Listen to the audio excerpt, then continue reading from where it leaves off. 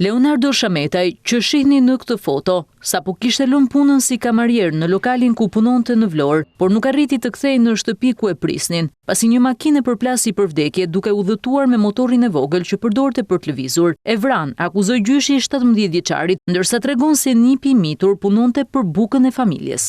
Një makinë, na e ka vrarë djalin, ka ikur me shpejtësi 200 km/h në qytetin e Vlorës, as i patrull policie. Punonte kamarier, vinte nga puna dhe vjen puna tjetri e vret. Aksidenti sipas policisë u shënua pas mesnate, kur adoleshenti që udhëtonte me motomjet u përplas nga një makinë luksoze që dyshohet se lëvizte me shpejtësi në bulevardin Ismail Qemali, ku shpejtësia e lëvizjes është vetëm 40 km/h. Drejtuesi i mjetit, i identifikuar si Hait Bajramaj, 32 vjeç, ishte në gjendje të dehur, tha policia, që e vuri në pranga në flagrancë për drejtim mjeti në mënyrë të parregullt dhe shkelje të rregullave të qarkullimit rrugor, ndërsa 17 vjeçari që humbi jetën nuk kishte leje drejtimi për motorin. Viktime pafajshme cilësoi gjyshi që e fajsoi dhe policinë e qytetit Bregdetar për mungesën e kontrollit për mjetet që lëvizin me shpejtësi në shkelje.